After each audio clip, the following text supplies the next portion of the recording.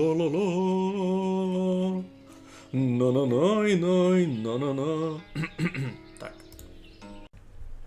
Зачались ми були адика бавити острів. Треба нам було построїти село. Що б ся підлого могло стати, ні? Чекай. На стріху...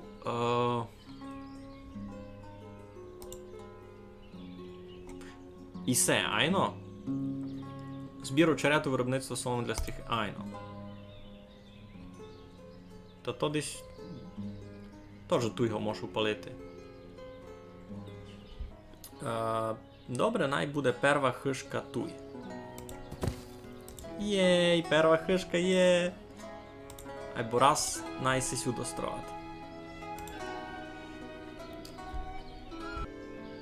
Ну, не мусять і в то докласти. Пак ся дні вернуть, ні, як хижу докінчувати. Та хіба біди не є. Ні, не вернулися, спочивають, а далися віддав вернуть, ні. Постачає матеріали. Ніч він не постачає, він стоїть, ніч не робить. А ну, тягни. Ми тільки бавимо острів, дуже така популярна в своїх кругах бавка. І я раз не розумів, як нам заставити Микиту Карпюка, аби він возив матір йому солодку дощки. 6.5 hours later. Сися закляв. Юрку, у нас проблема. У нас це один робітник закляв. І сікой докладуть хижу та підуть зносити тут. А сись далі стоїть. А може А він не умре з голода просто. Микита Карпюк дорадився, аж він тут стане і більш ніде не піде. Мені ся видить, я поняв. І це тільки складик був якийсь. Айно, і він хотів із цього складика дерево взяти, і не вийшло у нього. А може кругом нього направду покласти лавочку, щось, арки якісь.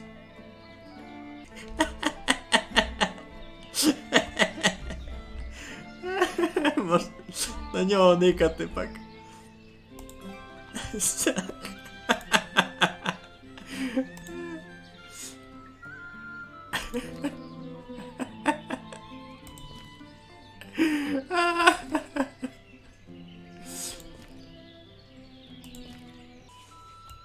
Олександр Васильків.